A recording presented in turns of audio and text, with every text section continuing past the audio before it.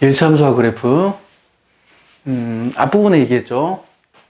그 함수 단원에 관계없이 앞부분은 식으로부터 그래프에 관련된 정보를 물어보고 뒷부분은 그래프로부터 식에 관련된 정보를 물어본다. 이렇게 얘기를 했죠. 그래서 이번에는 식을 구하는 방법을 얘기해 주려고 그래요. 식을 구하는 방법. 물론 공식이 다 있어요.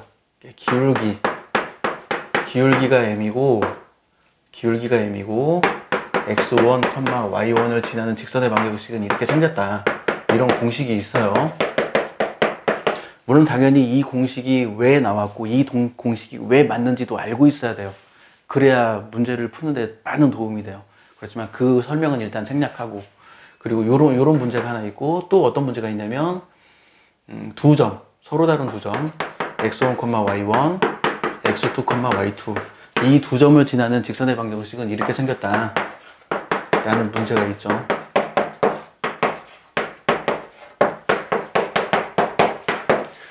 이런 형태가 하나 있고, 그리고 또 뭐가 있냐면 절편이 제시되는 경우가 있어요. x절편은 a이고 y절편은 b다. 이렇게 절편이 제시되는 경우가 있어요. 그런 때는 이 전 동영상에서 얘기했던 절편형을 이용하면 돼요. x절편이 a고 y절편이 b라고 이렇게 생겼네. x절편이 a라는 말은 x에다 a 대입하고 y에다 0 대입하면 등식 성립한다는 얘기니까 직접 a 대입하고 0 대입하면 등식 성립하죠. 마찬가지 y절편이 b라는 말은 x에다 0 대입하고 y에다 b 대입하면 등식 성립한다는 얘기니까 마찬가지죠. 그래서 이 각각의 상황에 맞는 적절한 대처법을 알아야 되고, 그거에 맞춰서 그냥 바로바로 딱딱 구해야 돼요. 자, 그러면 기울기가 3이고 1,5를 지나는 직선의 방정식을 구하라 하면 보통 학생들이 여기 선생님 잠시만요 막 해가지고 여기다 대입해서 계산을 해요. 물론 여기다 대입해서 계산하는 게 맞지, 틀리진 않은데 이렇게 계산하면 시간이 걸려요.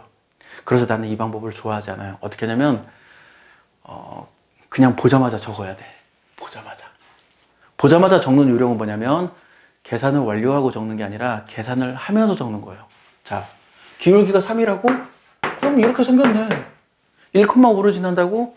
1 대입하면 5가 나와야 돼. 아, 그러면 2 하면 되지. 이런 식으로 구하는 거예요. 자, 기울기가 마이너스 2고 1,5를 지나는 직선의 방정식 구하라. 기울기가 마이너스 2라고? 마이너스 2x. 1 대입하면 5 나온다고? 그럼 더하기 7이면 되네. 이런 식으로 이렇게 전형적인 것들은 보자마자 바로바로 딱딱딱 식을 적을 수 있을 정도로 연습이 되어 있어야 돼요. 물론 계산이 복잡한 건 나도 암산으로 못하는데 전형적인 문제들은 암산이 가능해야 돼요. 기울기가 2분의 1이고 뭐라고 할까? 뭐 6,5를 지나는 직선의 방정식을 구하라 그러면 기울기가 2분의 1이라고? 그럼 2분의 1x 쓰고 6,5를 지난다고? 6 대입하면 5가 나와야 하니까 이렇게 하면 되겠네. 이렇게 바로바로 구해주면 돼요. 물론 당연히 이 공식도 알고 있어야 돼요. 이 공식은 언제 쓰냐면 얘네들이 문자로 되어 있을 때는 이 공식을 쓰는 게 더 좋아요. 근데 이렇게 단순한 숫자로 되어 있을 때는 굳이 공식을 쓸 필요가 없어요. 왜 그러냐면 공식 쓰면 더 늦어. 보자마자 바로 딱딱딱딱딱 써야 돼요. 이게 내가 원하는 능력이야. 근데 내가 애들 가르쳐 보면 중학생은 당연히 이런 능력이 없고 보자마자 바로 탁탁탁탁 적어야 하는데 중학생은 이런 능력이 없어요. 고등학생도 이런 능력이 없어. 그래서 나중에 미분단원에서 접선의 방정식 구할 때 엄청 헤매.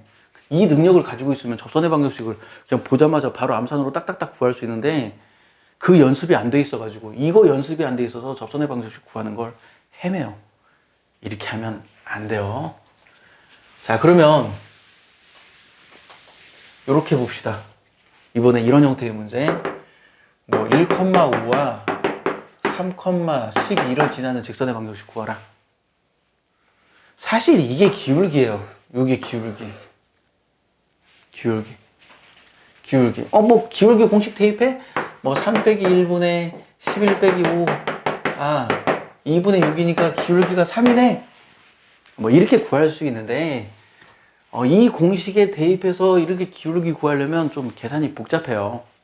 그래서 나는 어떻게 하냐면 얼마만큼 커지는지를 봐요. 이만큼 커지네. 얼마만큼 커지는지를 봐요. 6만큼 커지네.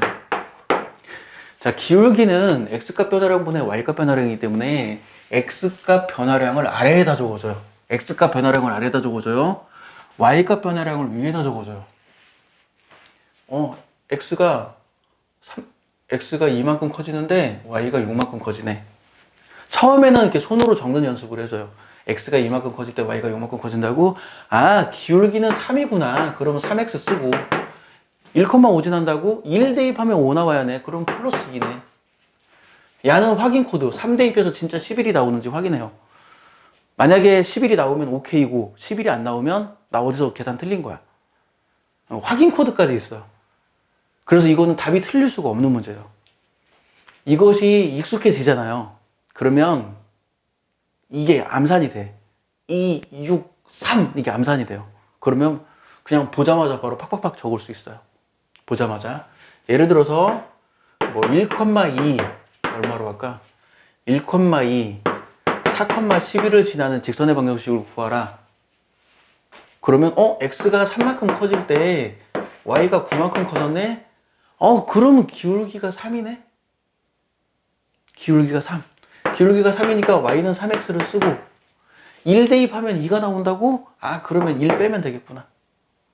4 대입하면 11 나오네. 내가 맞게 구했네. 이런 식으로 계산을 해주는 게 계산이 훨씬 빨라요. 이 공식도 외워둬야 하고 이 공식도 필요한데 의외로 이렇게 계산하기 쉬운 숫자로 되어 있을 때는 공식을 이용하면 계산이 더 느려요. 그러니까 공식을 이용하면 계산이 더 느리기 때문에 의외로 공식을 이용하지 않고 내가 말한 것처럼 이렇게 탁탁 구하는 게 답이 빨리 나와요. 하나만 더 해볼게요. 뭘로 할까? 2,1과 마이너스 1, 마이너스 5를 지나는 마이너스 1,7을 지나는 직선의 방정식을 구하라. 이런 문제 있다 치면 x가 3만큼 줄어들었는데 y는 6만큼 늘어났네. 그러면 기울기는 마이너스 3분의 6, 즉 기울기는 마이너스 2구나. 여기까지 쓰고 계산을 완료하고 쓰는 게 아니라 계산을 하면서 쓰는 거예요.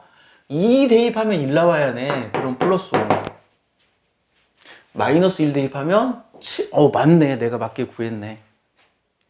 이런 식으로 계산을 해주는 거예요. 이런 식으로.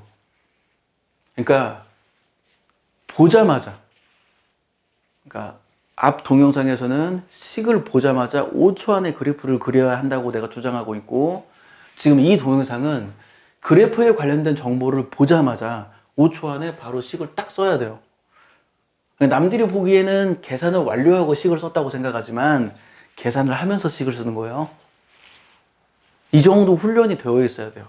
이 정도 훈련이 되어 있어야 중학교 2학년 1차 함수 문제를 능숙하게 풀 수 있고, 고등학교 1학년 때 1차 함수도 나오죠. 직선의 방정식이 나오니까.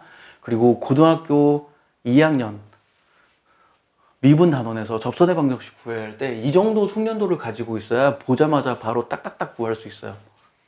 그래야 수학 문제를 빨리 풀 수 있고 수학 문제를 능숙하게 풀 수 있어요. 별거 아닌 것 같지만 굉장히 중요한 능력이에요. 별거 아닌 것 같지만 이거 한번 봅시다. x절편이 이렇게 x절편이 3이고 y절편이 1인 직선의 방정식 구하라. 그러면 3분의 x 더하기 1분의 y는 1 이렇게 쓰면 돼요. 물론 당연히 이 그래프의 정보로부터 기울기 3칸 갈 때 1칸 내려갔구나. 기울기는 마이너스 3분의 1이네. y절편 1이네.